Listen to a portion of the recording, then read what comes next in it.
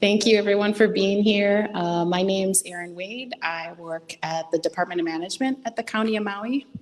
We wanted to do this today, and thanks for everybody joining on Facebook Live. We're also recording this for the County of Maui's YouTube channel so that anybody that wants to watch it moving forward is welcome to do so. So we hope to leave this as a resource for anyone interested in alternative debris removal. With me today is Jordan Molina, the Director of Public Works, and Dr. Janet Six, the County of Maui's archaeologist. We have Colonel Curry here from the Army Corps of Engineers who will be around afterwards if there's any questions you'd like to ask him. All right. This shouldn't be too long. The goal for today would be, we'll give you a brief overview presentation of what alternative debris removal would look like, and then allow you folks to ask us questions about the process and your options afterwards, okay? Great. So how are we doing, David? Is sound okay? All right, great. So talking today a little bit about evaluating your options for alternative debris removal in the burn zone, specifically in Lahaina. So you may have seen this if you've been to the MauiRecovers.org website. We do have postcards on the table that will take you to the website and share a little bit about what that's about. The process for debris removal started with phase 1, which was a hazardous material cleanup. The EPA performed that. Then the public was invited to come and perform reentry and visit the site and determine if there was anything that they would like to have collected, unless it was a deferred property. We can talk about that in a minute. And then folks were invited to enroll in the federally funded debris removal program. So that's the program where you'd submit a right of entry, and then the FEMA had authorized to have the Army Corps of Engineers do debris cleanup within those properties. We opened the enrollment process in September, and the Kula community went first with debris removal, and it's since begun in Lahaina. But we did want you to know that you have a choice. There's options for how debris removal can take place of the burned structures. So the first path for phase 2 shows the Army Corps of Engineers path.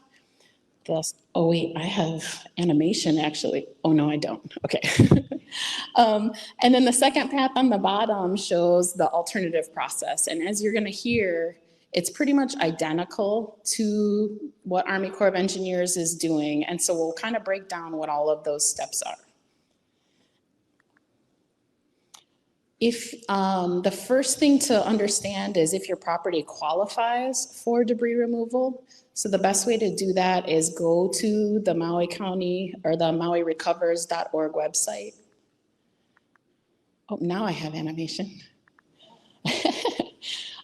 If you go to where it says sign up for cleanup, even if you're not signing up, there is a really cool map there on the cleanup page that shows where this is actually the map that shows the right of entries.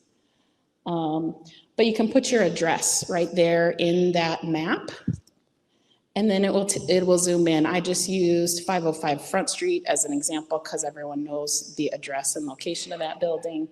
The properties that are showing up in blue are properties that have submitted rights of entry. The properties that are showing in gray, that you can't see the photo underneath it, those are properties that are eligible for debris cleanup but haven't submitted a right of entry to date. And then if you can see the photo beneath, there's no debris cleanup requirement. Okay, so those are kind of the 3 categories that you're able to determine by looking at the map. So if it turns out you find that your property is eligible for cleanup, you do need to pick a lane. You got to decide, would I want to use the government funded cleanup program, or would I like to perform that myself? And then that would be choosing this path. So I'm going to pass the mic to Director Molina to share with you a little bit about what the alternative debris removal process entails so far. This is the clicker. Aloha, good evening, everybody. I'm Jordan Molina. I'm the director with Public Works. Public Works is the county agency that's been charged with administering and enforcing the debris cleanup of Lahaina, which includes both the right of entry program as well as the alternate debris program, which we're talking about today. Let me go first. So here we have a process flow for how this alternate debris removal process will unfold. First step is you gotta have to develop a work plan. This work plan is gonna oversee all the studies, assessments, and actual activities needed to perform the debris removal to the requirements of the program. We are taking the applications electronically through our MAPS process. So you can, property owners will be able to submit through there.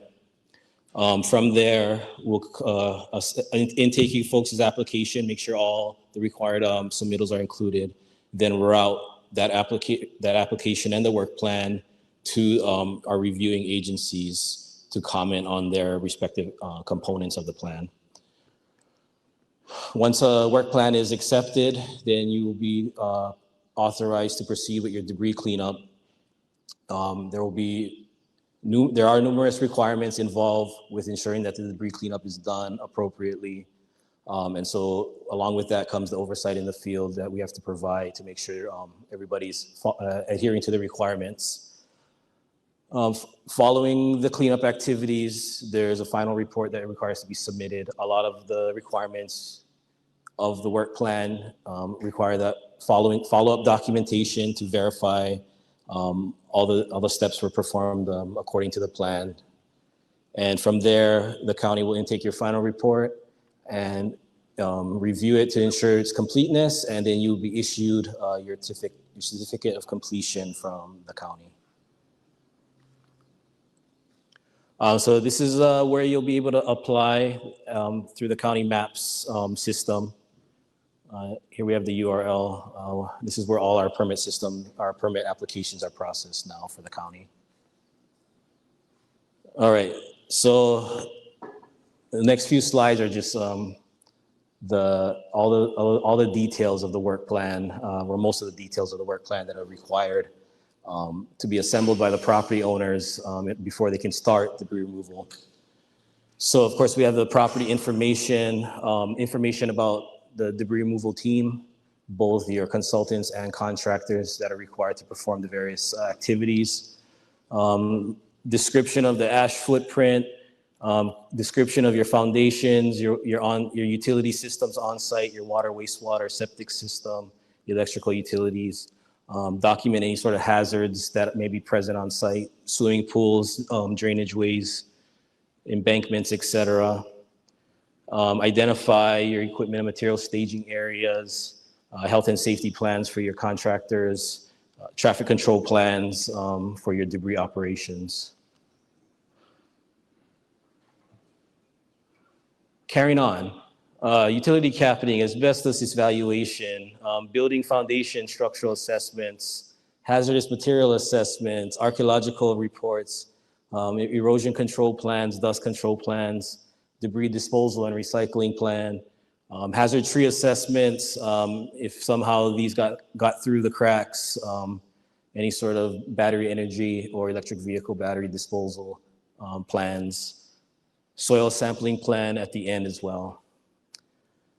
So I'll go into detail on a few of these. Utility capping, basically we want to protect our utilities before any sort of debris activities start commencing. So that's just a requirement to make sure that we get those water and sewer laterals protected so that we don't have any more contamination and damage to those before debris starts being moved. Asbestos evaluation, while EPA did do their round of asbestos through their phase 1 cleanup, it was not all encompassing. So there are potential asbestos materials still remaining on the properties that requires certified asbestos professionals to inspect and oversee the work and the disposal.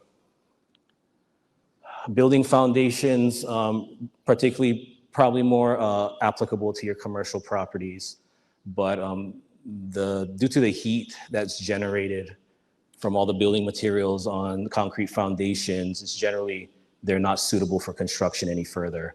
And so the default guidance, and this is for the Army Corps program as well, is to remove those concrete structures that have failed. And so that is the default position. And so if you want to deviate from that, it'll be incumbent on the property owner to hire the structural engineering professionals to do the right testing and assessments to certify that that foundation is reusable. Hazardous material sampling. So this applies to where you're able to dispose your debris.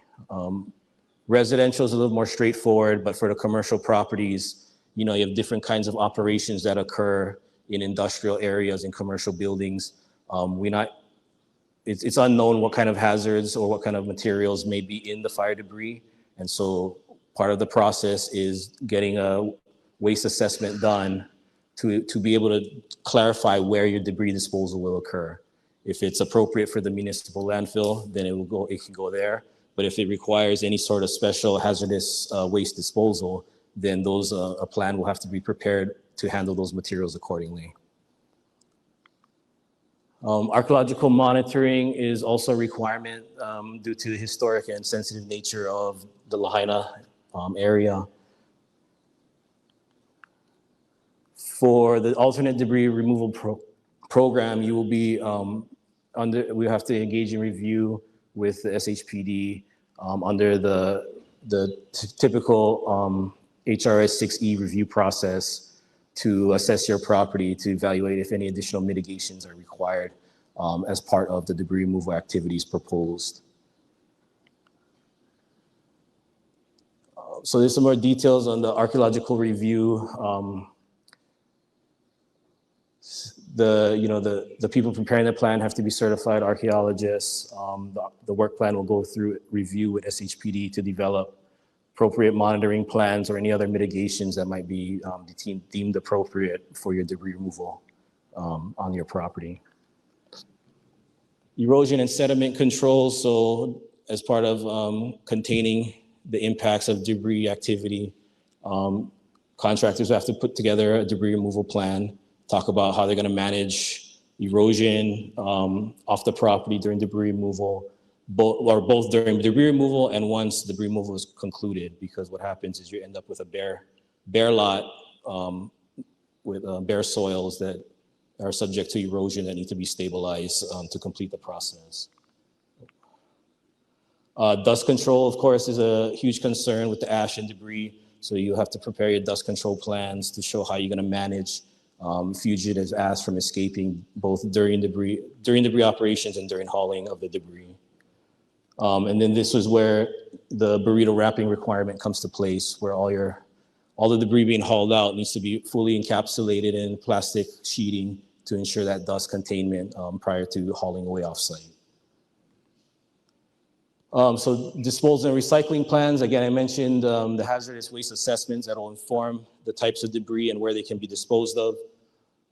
That'll be part of you helping in your plan that you help identify to us, as well as any sort of recyclable materials that can be processed. So all your debris streams need to be described in your work plan as far as what they are and where they're going. One in this big highlighted yellow right now, and one of the challenges with our event here in Lahaina is the landfill situation. So right now, the county does not have a facility ready to accept the debris from the alternate program. So that's one of the challenges we are still working through to get that stood up, to be able to open up this alternate debris program and eventually figure out where the ultimate disposal site is going to be. Hazard tree removal is another thing. If you have large trees on your property that are subject to or are so damaged that they may fail in the next few years, will be a requirement to take those down just as a safety precaution, particularly if they're in proximity to any streets or roads where they could fall on the public or traffic. Again, battery storage systems and EVs, we understand that the EPA likely got all of these through Lahaina through their activities, but in the event they missed any, the property owner will be responsible for developing a plan for how they're going to dispose of the lithium-ion batteries associated with these systems. So again, then once all the debris is removed, we have a soil scraping requirement to ensure that the lot is left clean and ready to be buildable. So same soil scraping protocols that the Army Corps is following, where you're going to do 3 to 6 inches of removal of affected soil under the ash footprint. And then you do testing to verify that that scrape was enough to clean the soil. And if additional scraping is required, then that'll be performed as well. The sampling, as I mentioned, is the verification of the scraping to ensure that the soil is left clean and ready for build. So yeah, just one more time on the overall process. So you'll put all that work plan together to get all those items addressed on how you plan to tackle them. We'll review it at the county, send it to the appropriate agencies for their review. Once that's good to go, you're allowed to commence debris removal. And once that debris removal is done, you'll prepare your closeout report and submit back to the county for your final completion certificates. Deadlines, inspections, and enforcements. Were you gonna jump into this one? Okay, I can keep going. So yeah, per ordinance 5562, which the county council passed, that set the controls for how we're gonna do debris removal to make sure it's done orderly and we don't have, to try and minimize the impacts of this operation. What that ordinance does is that if you're not enrolled in one of the programs to manage or to resolve your debris, you will be considered a public nuisance, and then the county will have to, it's subject to enforcement actions, which include fines and ultimately the county coming in to do the cleanup for you if they cannot be accomplished in a timely manner. And then part of the restrictions passed by this ordinance is that no property will be allowed to be issued a building permit until the debris is removed under an approved program of the county. So I'll turn it back over to Erin. Thank you. This is actually on your table, but the one process, so everything Jordan outlined is identical to what the Army Corps of Engineers cleanup is doing, with the exception of archaeological. So I'm gonna ask Janet to kind of emphasize the difference between why the Army Corps has one program and the archaeological is different for the county. Do you wanna talk about that for a second? We kind of jumped over. Jordan stole my thunder. Hi, I'm Dr. Janet Six. So I just want to let you know, like FEMA, we're using federal funds. They have federal standards. They have an archaeological treatment plan in place that provides oversight for all these. We've contracted a company to do the work for you. But if you opt out of this program and no federal funds are being used, then it will revert back to the state, which is what we call the 6E regulations, the State Historic Preservation Division. A little bit more strident. You're not going to be part of the expedited review. You're going to have to hire a certified archaeological firm permitted in the state of Hawaii, and you're going to have to draft an archaeological monitoring plan. You're not going to be covered under the ATP that FEMA has drafted. You're going to have to pay for the monitoring, which can be upwards of $100 an hour, and that's one monitor per piece of ground altering equipment in use at one time. And then you're going to have to do the follow-up monitoring report. All that is covered with FEMA.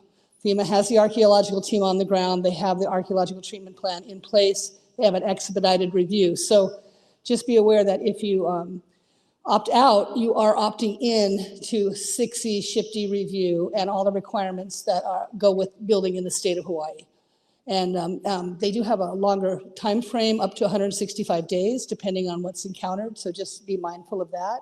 And then Chelsea Klein with FEMA, who's their historic site specialist and archaeologist, is here to address from the FEMA side. I'm the county archaeologist. The county doesn't have rules. We have to go by the state regulations. If there's no federal funds being used, it doesn't exempt you from archaeological monitoring. There's ground altering activities, as Jordan mentioned, going down 6 inches at max, but sometimes maybe deeper, depending to get a clean sample. So you will not be exempt from doing archaeological monitoring and reporting. Is that good? Okay. Thank you for clarifying that. So we've done two right of entry workshops where we shared what the process for Army Corps of Engineers is. And we provided this at those workshops as well. It's on your table. It's just a pros and cons list. It does compare what, if I was a property owner, would want to know. What are the comparisons in terms of cost? What are the comparisons in terms of control over scope? And as we're kind of trying to share with you today, there's not really a difference between the two types of scope. You can't do less because you chose to opt out. It's the same standard. And then timing wise. So I did want to share something that, we've said at each of these right of entry workshops, which is you do have the option to submit a right of entry for the property and then investigate for yourself, what would it look like if I did opt out? What are the costs to me? Who could I hire? What does the timing look like? And then if it turns out I'd prefer to go with the Army Corps of Engineers, you're already in the queue, and you can get moving. If it turns out you have found a great way to proceed using the alternative debris program, you can opt out at that time, anytime up until trucks from the Army Corps of Engineers arrives on your property. So it does allow you to sort of keep your options open and do your research while ensuring hopefully cleanup can happen in a timely way. So I just wanted you to be aware that that is an option. If you want, as I said, we've done 2 right of entry workshops. If you're interested, those live on the County of Maui's YouTube channel, if you want to check those out. And then there's additional resources at mauirecovers.org. And that's the extent of the presentation, and we're happy to answer any questions you might have. And I think I'm going to ask Colonel Curry and Chelsea Klein to come up, if you don't mind.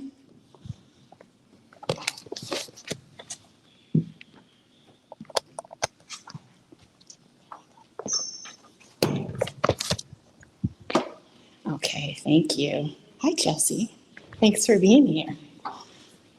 All right, so does anyone in the audience have any questions today? Yes, Diane's gonna bring you a microphone. Yes, sir.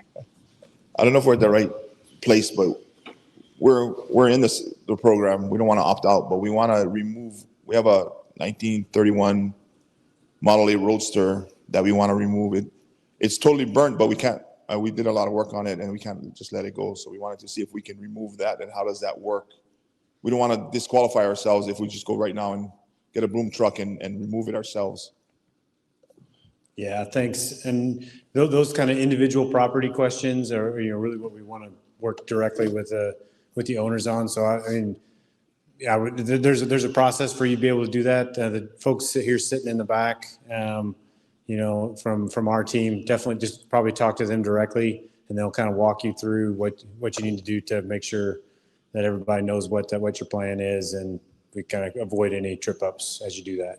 Okay, mahalo. Great, thank you. And just so you folks know, we do have folks from the Army Corps of Engineers here, and then also in the back with Joe and Christine. Do you guys mind raising your hands? There they are. If you do choose to sign up for a right of entry, they're here and can help you do that today as well. Go ahead.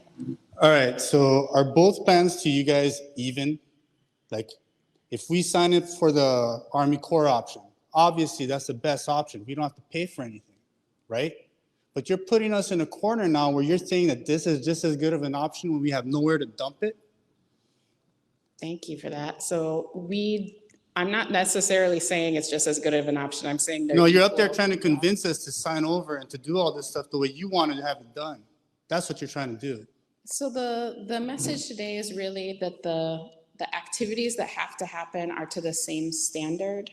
And so does. That's not answering the question. So obviously you already just said it's not good enough because you just said it's not even, right? Mm-hmm. So the dump facility does have to be to the same standard of the. So how are we supposed to take care of it if we have nowhere to dump it? We don't have an option for that yet, other So than. that's shipping no and option. filing. How are you going to tell us we have an option when that's not even an option? So timing wise, we don't have anything you can do immediately. I mean, that's the full. That's a full. Nobody's talking about doing it immediately. Why can't we use Olowalu? Do you want to talk to that? It's already happening, right? You're already trashing Olowalu after it could have stayed in Lahaina. So why can't we use Olowalu? So the temporary debris storage site, first, we're not trashing Olowalu. It is completely safe. It's protecting everything that's going there, but that's part of the federal program. So in order for anything going to Olowalu, and it's got to be. That's not the question. Where are we going to dump it? Well, if you're not part of the federal program, it's not the TDS at Olowalu. That's not your problem. It's ours. Well, it's a shared problem, but the answer for that is not part of the federal answer. No, we've been waiting for 6 months, no answers. You can't even give us a guarantee to build back on properties that have SMAs and special management laws incorporated. Why can't you even promise us to build back? You're taking a foundation that's our only blueprint of proof that we have buildings down there. And then what is the setback going to be?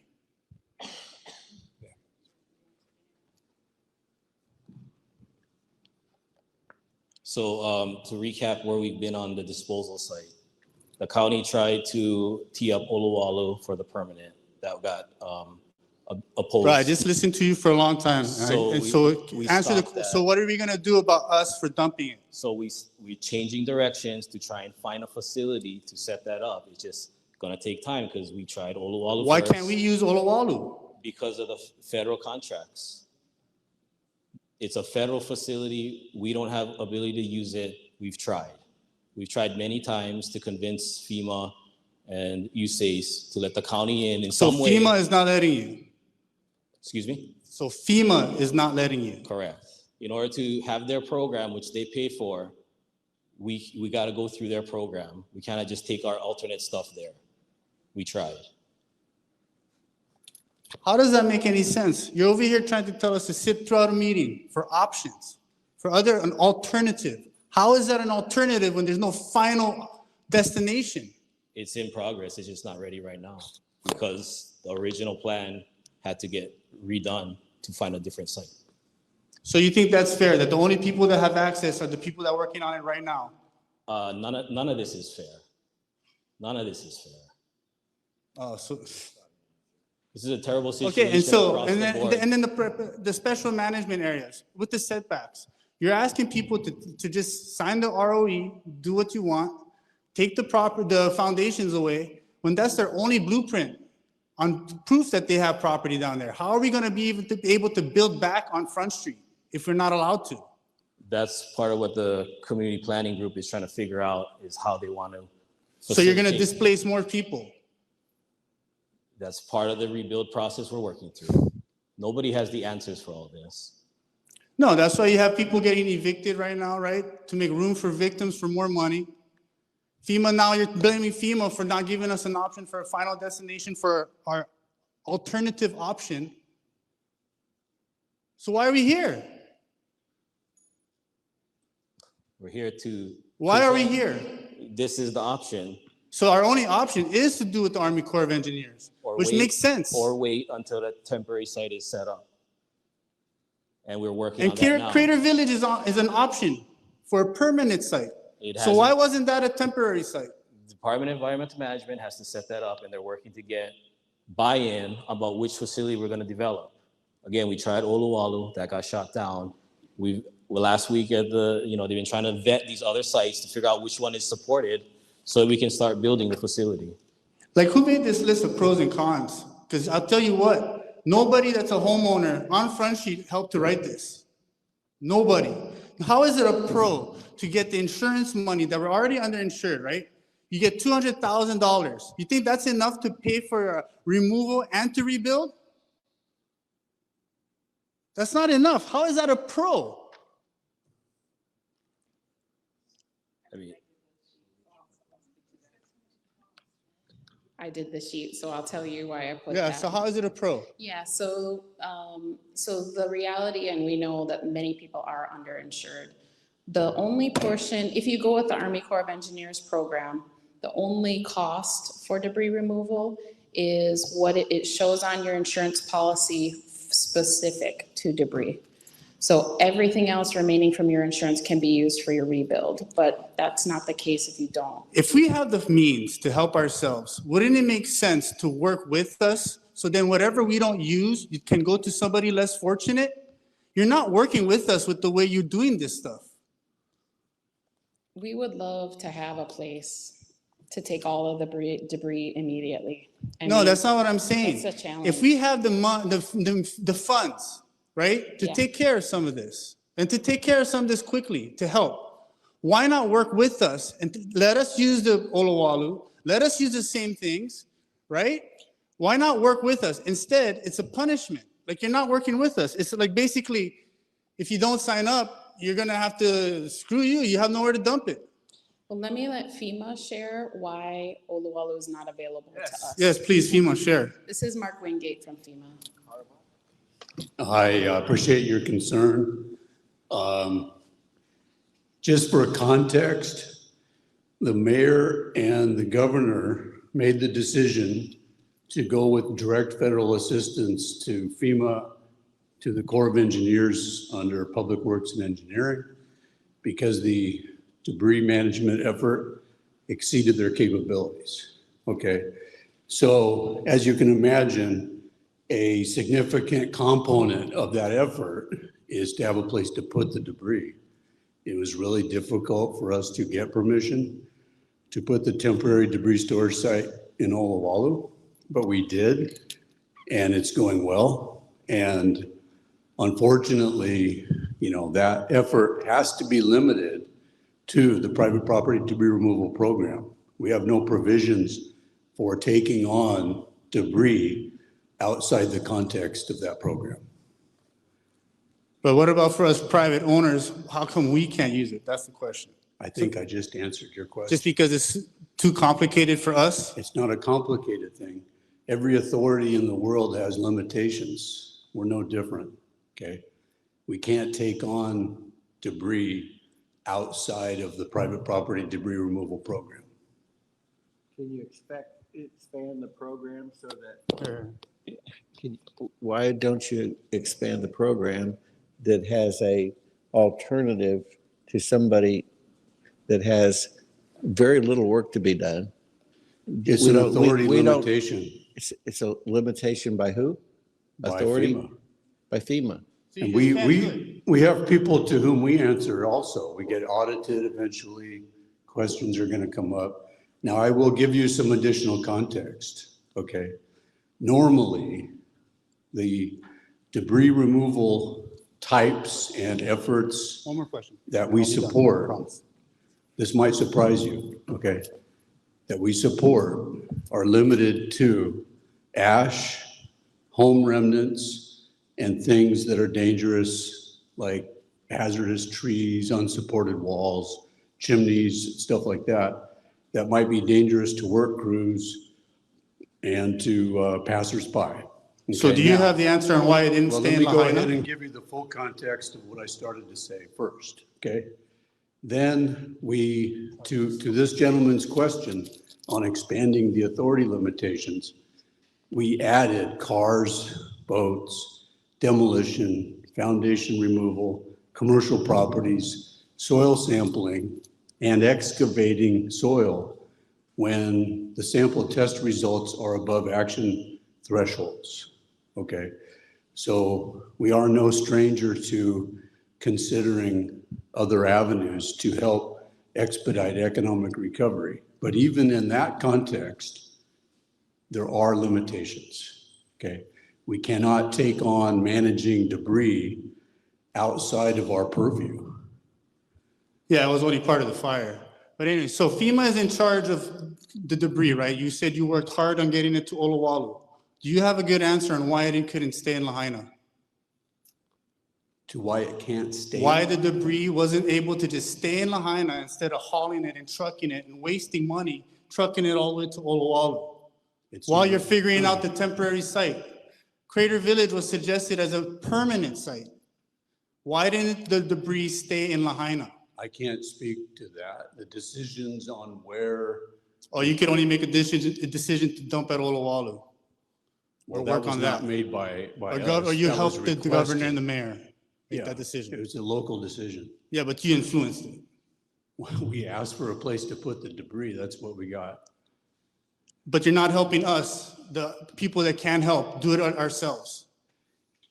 I can't speak to Yeah, you the can't speak. limitations that translate to a future location.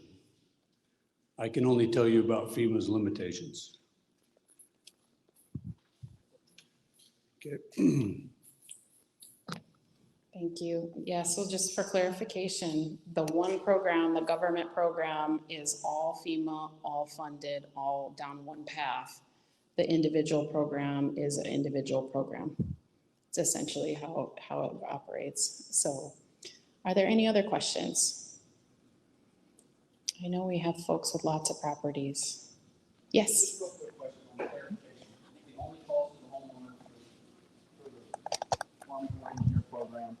Is what their insurance pays, for debris removal, and the insurance company. Is that right? I'm just Yeah. trying to Yeah, figure it out. thanks. So the question was, is the only cost to the property owner whatever the insurance will pay for debris removal specifically? And the answer is yes. So just so you understand how that process works, after everything is paid for upfront by FEMA, the entire operation is paid for upfront by FEMA. Once the operation is complete in its entirety, we will get packets back about each individual property about the cost of debris removal. A bill will come to the county for each individual property, and then a bill from the county will come to the property owner's insurance. At that time, the insurance will pay out whatever the debris removal amount is, unless you've already received a payout.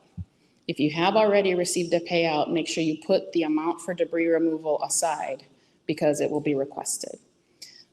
Just something in addition to understand is if, like, let's say you had $10,000 debris removal policy, and then Army Corps finishes their work and there's still a fence and maybe like a play structure or something left that wasn't eligible debris for Army Corps to clean. So you hire somebody and it costs $2,000 to have that removed. Now you've spent $2,000 of your $10,000 debris policy. The county's only going to ask you for the $8,000 that's remaining. So you are able to utilize what's there now if you have additional debris that has to be cleaned. Okay. All right. Are there other questions from property owners or just process questions? Is there anything that I didn't cover? Oh, go ahead. Yes. How are we deciding where the Army Corps of Engineers work, and what's the process? How much politics are there as who gets done first?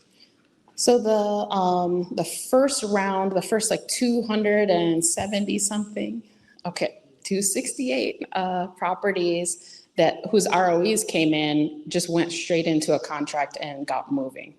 Now the remainder has come in, and I can let Colonel Curry address basically how that scheduling and prioritization is happening.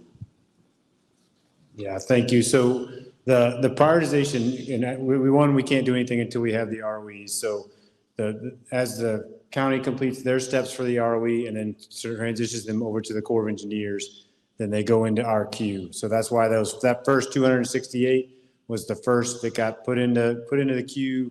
And we were able to get started. So that said, those are all also underneath the guidance that we received from the county to prioritize. So the priority one zone where we are focusing efforts, and this is all just residential, is the residential properties that are in the vicinity of existing homes that either people are living in now, maybe potentially without utilities, or could move back into once the debris around them is clean and gone. So that was the first priority. And as you kind of see the work that's ongoing, we're spread out in order to make the work efficient so the trucks can't park on top of each other. But for the most part, those properties are all around those neighborhoods that have existing homes that did not burn. As we have received, additional, I think that the next big batch of ROEs that we've received is 1,157 rights of entry to add to that 268. And that is being, reevaluated and put into those work plans. The first step for all of them is they have to have an archaeological assessment. So that's really the first kind of choke point for those to move forward. But again, the priority starts with what the county asked from the beginning, was to focus on those areas with existing homes, hopefully to expedite the time that those homeowners could also get back to their properties.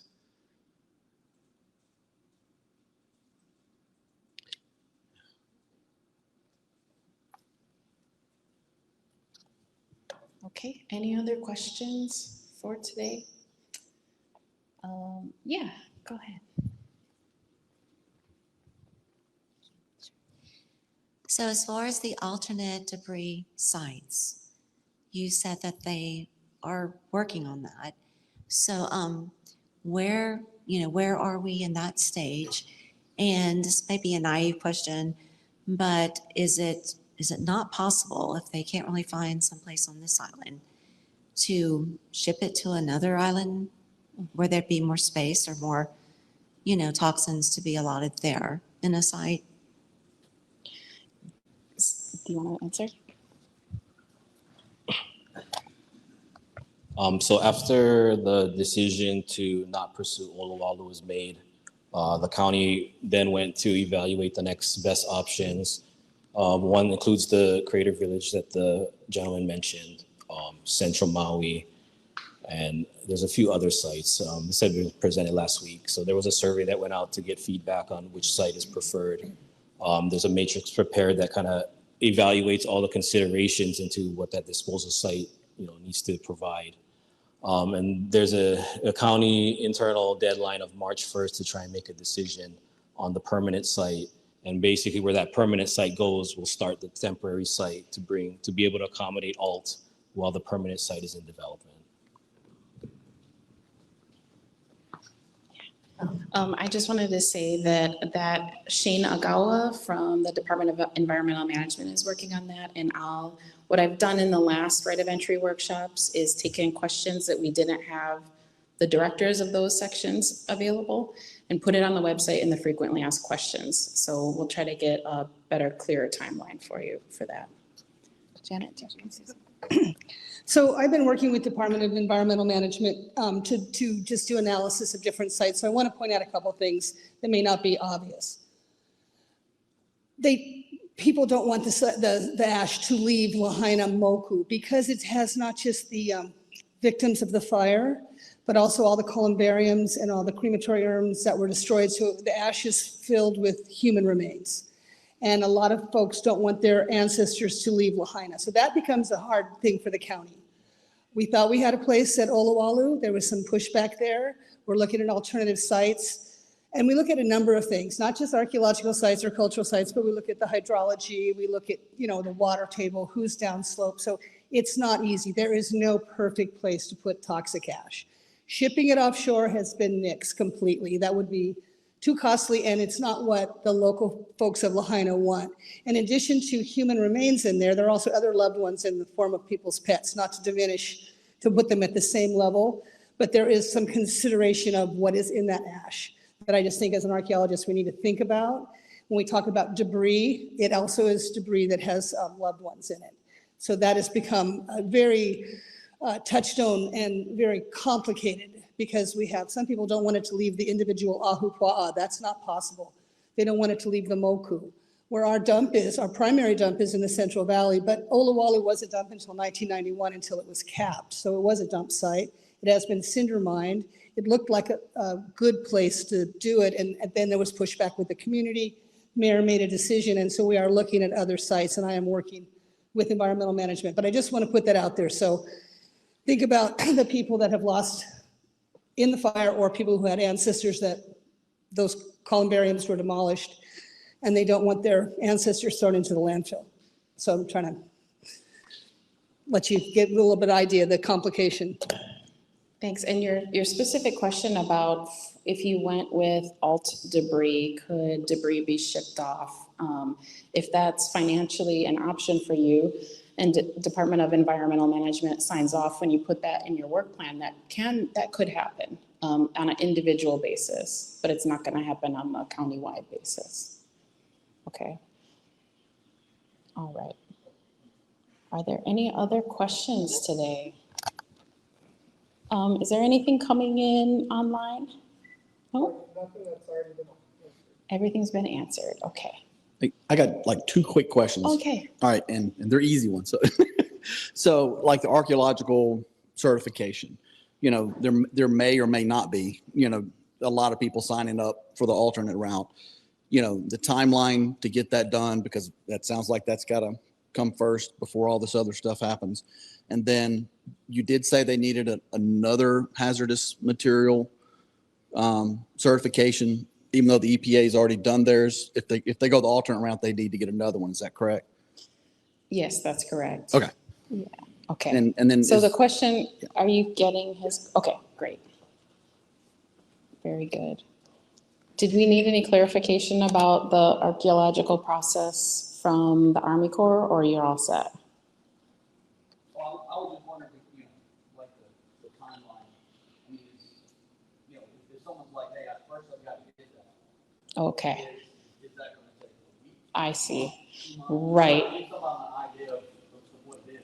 So if you go with the alternative debris program, of course, we can't make any guarantees for the timeline, but Chelsea, did you want to share about the kind of the process if you go with the Army Corps program? Right, sure. So if you do the alternate program, the SHPO does not have a timeline to, like, they don't have a regulatory timeframe in which to make that decision, right? So because FEMA consulted under our emergency actions, we already wrote that archaeological treatment plan, and the archaeologists are already on site, and the archaeological monitors, and they're already capturing and recording all of that. But if you do the alternate program, you have to follow the 60 rules, which can take up to 165 days. So depending on if you have the archaeologists, they're permitted in the state, and providing you can find them. And I say that because the Corps has consumed most of the archaeologists on the island as it is already. So, yeah. Okay, thank you, Chelsea. Any final questions? All right, go ahead, David.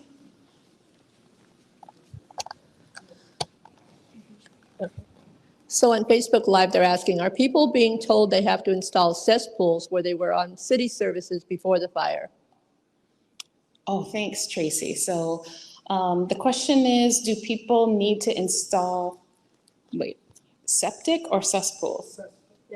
Okay, so I think, let me say what the ruling was from Department of Health recently. Last week, Department of Health came out and said, if you're on cesspool and your property burned, you may rebuild utilizing the same cesspool if it's deemed working, in good working order, the same size building footprint and bedrooms, et cetera. So they can utilize the existing cesspool to rebuild a building the same size or smaller. And then what EPA is working on is to eventually upgrade specifically Waihikulī neighborhood where there's been cesspools to county sewer.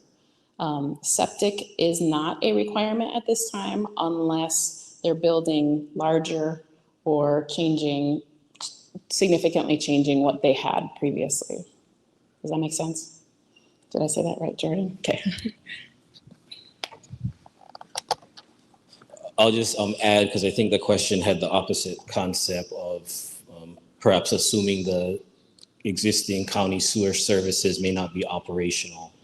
And so in that case, generally speaking, there are pockets where we have to do some repairs, but overall, we anticipate being able to restore the sewer system entirely without too much effort. It's going to be expensive, but it's fixable. So there shouldn't be any existing property or property served with existing sewer that's going to have to then develop their own septic system for their wastewater needs for those areas on existing sewer systems. Thank you. Could I do one question for the archaeology setup? You guys go in first for the lots that are going to be cleared? Correct. So Okay.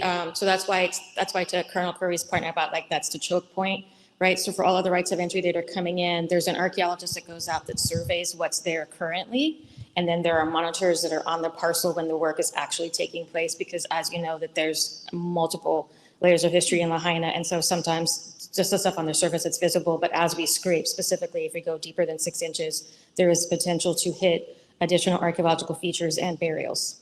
Okay, so you're there before, but until it's scraped, you can't leave. I'm sorry? You're in front of the takedown of the lot, the clearing, but you're there before the 6 inches is peeled off, or after? Both. So you're there, okay. So if it goes clean at 6 inches, then what are you looking for? Well, there's stuff underneath the surface.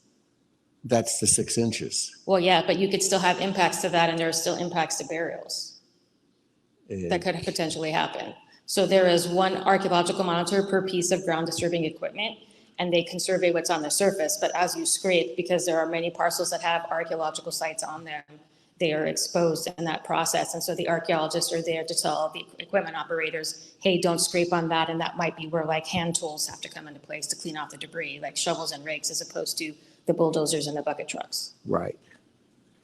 Okay, very complicated.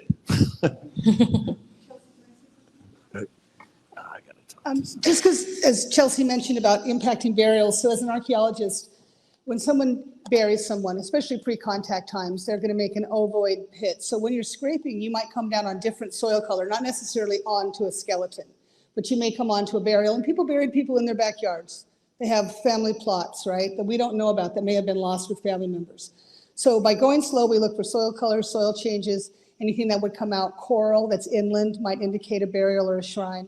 So archaeology is going, Tanya Lee Gregg of Iron Archaeology has been working a lot with the Army Corps, and they basically do a pedestrian survey, which is an above ground survey. They identify what's still intact, what the age of it is, and they record that. And then they also look at things like land commission awards, because back when they gave the lands away, different people had parcels that may have been sold over time, but that can also be indicative of where there may be a family plot that was lost that we don't know. So the idea of going slow, and when you scrape down, 6 inches doesn't seem very deep, but in Luku, my first day of work, we hit a burial 18 inches under the surface because a lot of the soil's been leveled and changed and we don't know what's there. So don't think 6 feet under, don't think 6 inches under, but just understand that this is an area that was a Wahipana, Wahikapu, has numerous burials, hundreds that we know about that were impacted, mostly down by the coast near the fish ponds that were backfilled. But that's the idea of going slow with scraping and having an archaeological monitor on the site, looking for things like water polished stone, things that don't necessarily fit in the landscape, right? Coral, that's another thing. So that kind of stuff, so that you see that. And recently they did find an inadvertent, but it was a dog, right? Yeah. So the idea that bones come out, you stop everything, and then we identified that it's actually not a human. If there is a human, you go through the same regulations that we have the burial council, right? So you would go and you would have identify that. So once you maybe identify either a coffin burial, which would be rectangular, dirt, soil stain, or circular, you can decide if you want to ground truth and see if it's actual burial or not, or you can just do a purported burial. Sometimes buffer zones go around. That just depends. It's not going to be as likely up the hill or off to Waikuli that this is going to be down in town. It's hard to explain, but I always say that, it's like fish in the ocean. They're not equally distributed across the ocean, just like birds in the sky. There's clusters. We kind of know the hot spots. We made FEMA aware of those spots early on when they were first doing the phase 1. So the idea is monitors have been involved from every aspect. And if you do choose to opt out, you still have to do the monitoring. And I do want to say this for those that are thinking, I was a professional archaeologist. A monitoring plan is going to run you $3,000 to $9,000. Monitors are going to run you $100 an hour, and you're going to have to also do a final archaeological report. So if you have lots of cash, but as Chelsea mentioned, there's not a lot of archaeologists right now that are available to do this work. So time would become a factor. Just getting someone who is Secretary of Interior qualified, permitted by the state of Hawaii, that would have to lead this work. That's how it's done in Hawaii. We're all permitted by the state. So that's just something to think about. Since you've gone in pre-selected areas, are those open to the public so we can find out if we happen to be in that area? Say that again. I'm sorry, you missed the first part. You said that you guys went in first and said, hey, at this level, these are where you should expect things potentially and take more care or whatever. You started the conversation that way. And you said you took out and you said, Corps of Engineers, you got to watch out for this area. Yes, so in the right of entry, there's a place that says, I had a crematory urn. My grandma was in the house. My grandfather's buried in the backyard. You can identify if you know of sites. I understand that. Yeah. But you said you identified it already, that this is the place where you should have more. So what we can do is we can careful. do a spatial analysis. We can look at what we know, what's been found, and we can see where there are patterns. Again, so the patterns primarily in Lahaina, if you're not aware, Lahaina had numerous wetlands that were backfilled. And pre-contact times, a lot of very famous people were put in or adjacent to these fish ponds. For example, Mala Wharf, you think of Mala Wharf.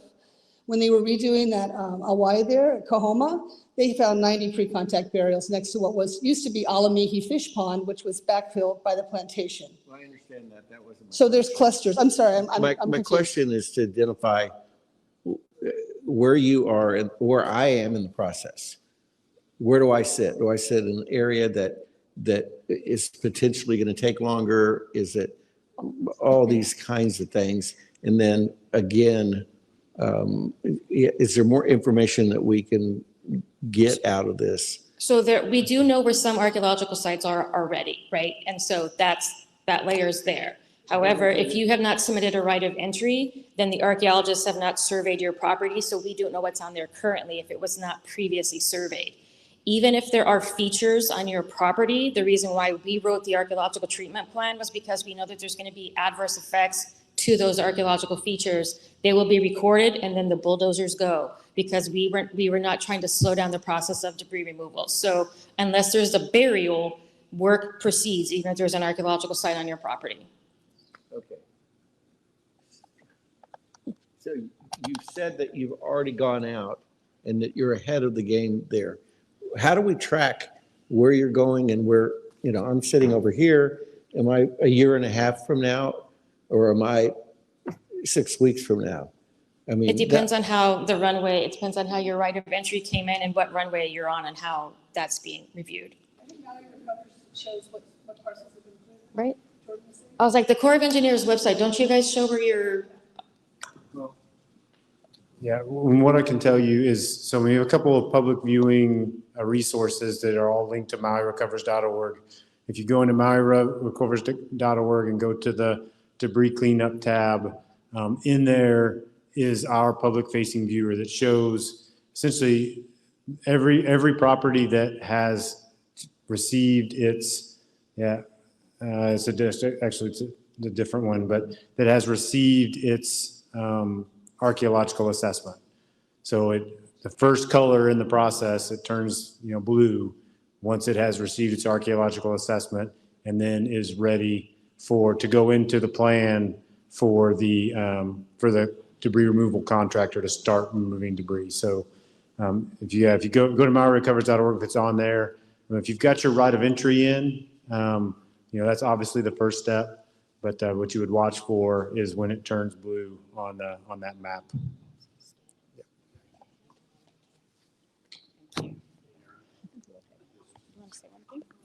Yeah, just to add to that, since you mentioned the timeline, our trajectory is to finish private property debris removal by 31 January 2025, so less than a year from now.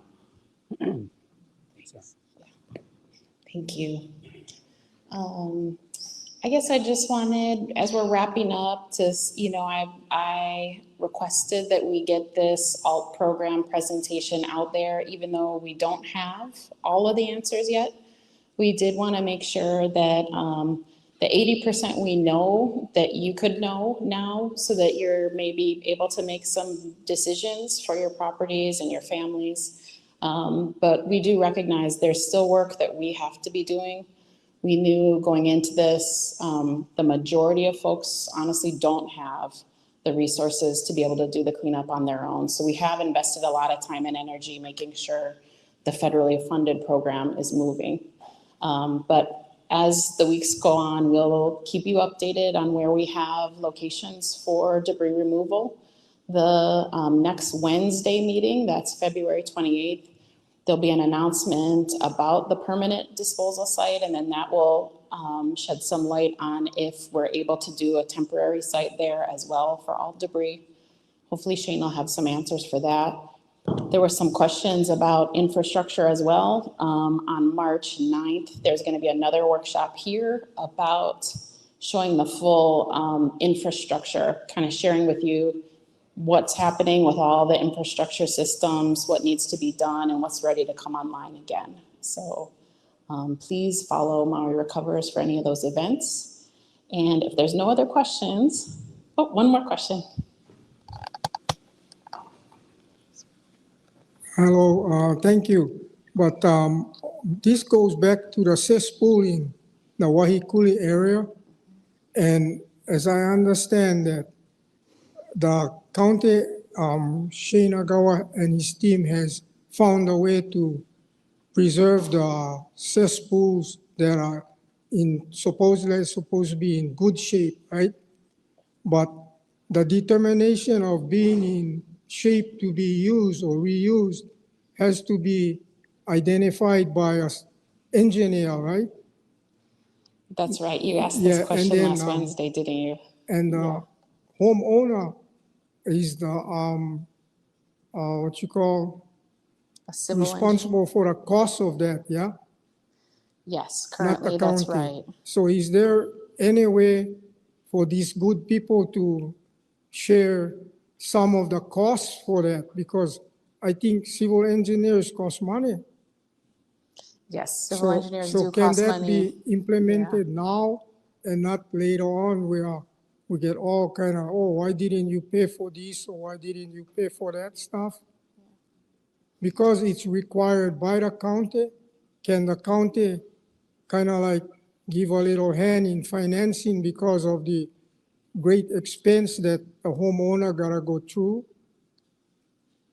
Yes, because you asked that at the Wednesday meeting, the Department of Health has gone back and is talking with some folks about what could be possibilities to assist. So thank you for asking that, and Thank hopefully they you. can provide an update next week to you. Thank you. Okay? Yeah, you bet. I just want to add a little bit that just to hopefully make you feel a little better. At first, they wasn't gonna let us reuse the cesspools. So that would have been at least 50,000 to put on septic in, right? So now we was able to work with DOH to get that down to just the engineer inspection now.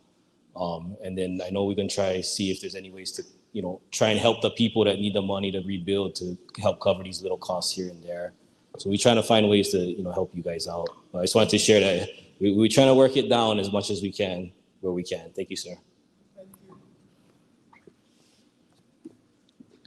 Okay, do we have any more questions from online, David or Tracy? No? Okay, any more questions in the room? Well, wonderful. We really appreciate you coming out today. Again, please utilize MauiRecovers.org if you've got any information needs. And we have both Tidal Basin and Army Corps of Engineers staff in the room to assist you if you have any questions specific to your property. Thanks so much.